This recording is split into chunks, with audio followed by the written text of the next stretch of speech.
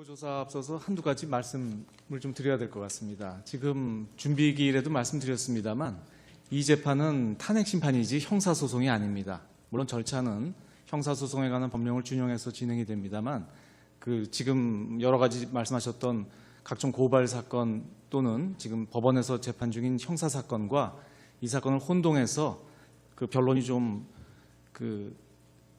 쟁점이 흐려지지 않도록 그러니까 탄핵 심판에 지금 정리된 5가지 유형에 집중될 수 있도록 양측에서 좀 협조를 해주셨으면 좋겠습니다. 지금 말씀을 들어보니까 좀 형사 재판하고 좀 혼동돼서 하시는 말씀이 꽤 있는 것 같아서 쟁점을 좀 축약해 주셨으면 좋겠습니다. 아울러 지난 준비기일에 지금 피청구인 대리인께서 지적하신 것처럼 소추위원 측에 저희들이 몇 가지 성명 구한 것, 그러니까 피청구인 측이 요청했던 성명에 대해서 좀 정리해 주십사고 말씀드린 게 있습니다. 지금 수사 기록을 보시면 어느 정도 구체화될 수 있는 그러니까 소추 사유의 조금 더 구체적인 특정, 또 하나는 지금 재단법인 미르 K스포츠 설립과 관련돼서 한쪽 면에서는 대통령의 권한남용 유형으로서의 강요, 또 한쪽 유형으로는 뇌물수수 등 형사법 위반으로 이렇게 좀 같은 사실관계가 나누어져 있습니다. 그리고 피청구인이 지적한 것처럼 보기에 따라서는 서로 모순된다고 볼 여지가 있습니다. 그래서 그런 부분은 피청구인이 얘기한 것처럼 좀 정리를 좀 해주셨으면 좋겠습니다. 예, 저희가 지금 이제 수사 기록이 검토가 다 끝나면 당연히 저희가 정리해서 변론 준비 서면을 제출합니다. 그리고 피청구인께서 요구하는 그런 구성명 사항도 다 포함을 해서 다 정리를 하고, 다만 이제 뇌물수수하고 직권남용의 죄수 관계에 대해서는 이제 판례가 상상적 경합으로 보는 또 판례도 90년대 판례도 있고 해서 그것도 나중에 준비 서면을 통해서 다 준비되는 대로 바로 밝히겠습니다. 지금도 또 죄수론이 나오시는데 이게 탄핵 심판입니다. 그래서 자꾸 형사법하고 혼용 안 해주셨으면 그 말씀드립니다. 아울러 피청구인 대리인께도 지난 준비기일에 말씀드렸습니다만 이미 피청구인께서 대국민 담화를 통해서 지금 1유형에 해당되겠습니다. 즉 대통령 이른바 측근 소추 사유서에 적혀 있는 말을 그대로 따르면 비선 조직에 따른 인치주의 이런 표현이 지금 쓰고 있는데, 이 유형과 관련돼서 피청구인께서 어떤 말씀을 하셨냐면 비서실 조직이 완비되기 전에 일부 연설문이나 홍보 분야에 대해서 도움을 받은 적이 있다, 이 말씀을 하셨고요. 그래서 준비기일에 조금 더 구체적으로 어떤 도움을 받으신 건지 또 언제까지인지 이걸 좀 밝혀달라고 제가 말씀드렸는데 아직 답이 없으십니다. 예. 그리고 또 이진성 재판관께서 2014년 4월 16일에 대통령 일정 부분을 좀 구체적으로 밝혀달라고 말씀하셨는데 그 부분도 아직 말씀이 없으십니다. 그래서 그 부분도 좀 조속히 해주셔서 쟁점을 좀 정리해 주셨으면 좋겠습니다. 증거 관련돼서는 먼저 지난 준비기일에 갑재 1호증부터 49호증에 2까지가 채택이 되었습니다. 잘 이미 다 보셨겠습니다만 갑재 1, 2호증은 공소장이고 갑재 3호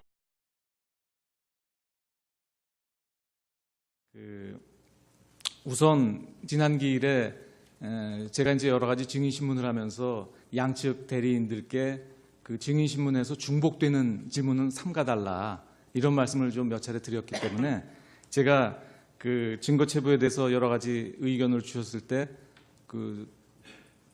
제가 중복 질문은 하지 말라고 하고 제가 중복해서 자꾸 답변 드리는 게 적절하지 않은 것 같아서 조금 답변을 축약해서 말씀드렸었는데, 아마 이 부분이 어느 보도를 보니까 제가 호통을 쳤다 이렇게 나왔더라고요. 그래서 저는 전혀 그런 의도는 없었는데 혹시 제가 그렇게 좀 호통을 친 걸로 받아들이셨다면 피청구인 대리인들께 대단히 송구하다라는 말씀을 이 자리를 들어서 드리겠습니다. 전혀 그런 의도는 없었습니다. 다만 이제 말씀을 드리면 누차 계속 제가 준비기일부터 말씀드렸습니다만 조금 전에도 말씀드렸지만 이 사건이 탄핵 심판이고 더군다나 일반 공직자가 아닌 대한민국 대통령의 직위를 건 탄핵 심판이라서 매우 중요한 재판이고 형사재판과는 차원이 다른 재판입니다. 근데 너무 이 사건이 주된 증거가 현재까지는 형사 기록이다 보니까 너무 형사재판과 같이 진행이 돼서 이것은 지금 우리 대통령은 재직 중 형사소추를 받지 않으십니다. 그런데도 불구하고 마치 이 재판이 형사재판처럼 운영되는 것은 절차를 우리가 준용할 뿐이지만 우리 헌법 정신에 맞지 않는 거 아니냐. 또 대통령에 대한 예우도 아니다. 저는 이런 생각을 가지고 있습니다. 그래서 그런 부분은 그런 뜻이지 다른 의도가 아니라는 것을 좀 이해해 주셨으면 하는 말씀을 드리겠습니다. 이의 신청과 관련된 이유를 말씀드리면 한 가지 오해가 있는 것 같습니다. 첫 번째, 지난번에도 명백히 말씀드렸습니다만 우리 재판부에서는 문제가 되고 있는 안종범 씨의 수첩을 증거로 채택하지 않았습니다. 지금 안종범 씨의 수첩은 형사소송에서 본다면 증거물 겸 증거 서류 두 가지 역할을 가지고 있습니다. 근데 우리 심판정에는 증거물 원본은 제출되지가 않았습니다. 그리고 안종범 증인이 그 원본을 보지 않았기 때문에 이 사본의 진정성을 확인하기가 어렵다라고 하여서 이 수첩은 증거로 채택되지 않은 것입니다. 그러니까 즉 수첩은 증거로 채택되지 않았고 채택되지 않은 이유는 원본 존재 및 그 진정성에 대한 소명이 없었기 때문에 채택되지 않은 것입니다. 즉 위법하게 수집된 증거라서 채택되지 않은 것이 아닙니다. 그것이 수첩이 위법 수집 증거인지 여부는 그 수첩 원본이 제출될 일반 법원에서 재판에서 밝혀질 부분입니다. 지난번에 제가 그 설명을 좀 축약해서 드렸었고요. 우리 법정에서 우리 심판정에서 채택된 증거는 안종범의 증언 및 그 진술입니다. 그리고 안종범의 진술은 위법 수집 증거가 아닌 것은 전혀 다툼이 없을 것입니다. 지금 피청구인이 말씀하시는 이의는 저희가 이해하는 것은 지금 형사법정에서 다투어지고 있는 수첩, 증거물인 수첩이 그 압수수색 과정에 위법이 있어서 위법 수집 증거이다. 따라서 그 위법 수집 증거를 기초로 한 안종범의 진술은 이른바 영미법에서 말하는 독나무에 열린 독과실이다. 그러므로 증거로 하면 안 된다. 이런 주장이신 거죠? 그렇습니다. 예. 근데 말씀드렸지만 이 수첩이 독나무이냐 그 부분은 저희가 판단한 바가 없습니다. 그리고 말씀드렸지만 그 부분은 그 형사법정에서 판단이 될 것이고요. 우리 법정에서 보면 우리는 형사 기록의 일부만을 가지고 지금 심판을 하고 있습니다. 우리가 가지고 있는 일부 기록에 보면 이 안종범 수첩은 법원이 발부한 압수수색 영장에 의해서 압수된 물건입니다. 다시 말씀드리면 외관상 적법 절차는 따르고 있습니다. 따라서 지금 우리가 현 단계에서 우리가 이것이 위법 수집 증거다라고 단정하기는 곤란합니다. 그 부분은 누차 말씀드렸습니다만 형사법정에서 판단되고 결정될 사항입니다. 만약에 이것이 위법 수집 증거라고 볼 경우 이건 가정적 판단입니다. 그렇게 볼 경우에도 잘 아시는 것처럼 이 이론이 나온 미국의 판례는 물론이고 우리 대법원 판례에서도 위법 수집 증거에 따른 2차적 증거가 무조건적으로 증거 능력이 없는 것이 아닙니다. 많은 경우에 예외적으로 증거 능력을 인정하고 있는데 구체적인 판례를 제가 설명하지 않겠습니다만 미국이나 우리 대법원이나 일관된 이론은 그런 것이지요. 이 진실을 발견한다는 공익과 형사 사건에 있어서는 절차의 적법성과 피고인의 권리 보호 이 두 가지를 이익을 형량해서 진실 발견의 공익이 큰 경우에는 증거 능력을 부여하고 있습니다.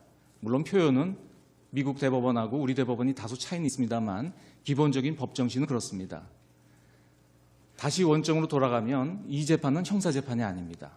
그리고 이 재판에서 다루는 것은 대통령의 국정운영이, 직무집행이 헌법과 법률에 위반됐는지 여부. 지금 국회에서는 대통령의 직무집행이 헌법과 법률에 위반됐다. 중대한 위반 사항이 있다고 해서 지금 그 소추 의결을 했습니다. 우리 심판정에서는 그 소추 의결의 당부를 심판하고 있습니다. 다시 말씀드려서 피청구인의 범죄 행위 유무를 심판하고 있는 것이 아닙니다. 즉 이 사건에서는 진실 발견의 공익이 국회 차원에서는 물론이고 피청구인 본인을 위해서도 매우 중요합니다. 우리 재판에서는 피청구인의 범죄 행위 여부를 따지는 것이 아니기 때문에 이 사건의 결론이 어떻게 나오든지 간에 물론 피청구인의 공무담임권에 대한 제한이 일부 있을 수는 있겠습니다만 경우에 따라서는 그 부분이 이 탄핵 심판정에서의 진실 발견이라는 공익보다 월등히 큰 공익으로 보기는 어렵습니다. 앞서도 말씀드렸지만 매우 다 가정적인 판단입니다. 따라서 지금 말씀하고 계시는 이의 신청은 받아들여지지 않는 것입니다. 앞서 초기에도 말씀드렸지만 이런 이의는 형사법정에서 이루어져서 하는 것이지 이 법정에서는 진실 발견이 매우 중요하다. 이 진실 발견은 국회 측뿐만 아니라 피청구인 입장에서도 매우 중요하다. 그렇기 때문에 이 재판이 너무 형사 절차적인 마치 지금 피청구인께서 마치 무슨 범죄 혐의를 부인하고 하는 듯한 절차로 진행돼서는 곤란하겠다는 말씀을 앞서 모두에 말씀드린 것과 같이 이어서 다시 말씀드립니다. 충분히 이해하시겠죠?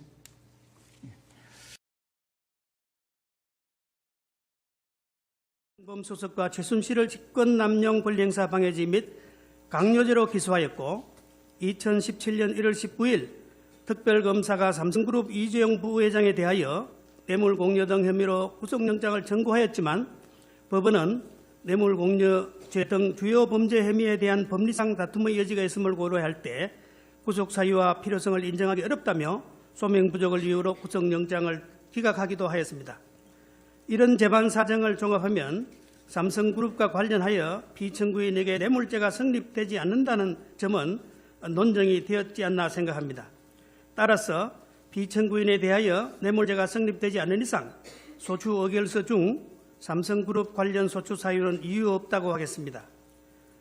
또한 피청구인에 대한 뇌물죄, 직권남용죄, 강요죄, 공무상 비밀누설죄 등 법률 위배 사항에 대한 소추 사유에 대해서는 별도의 준비 서면에서 법리 주장을 상세히 하겠습니다.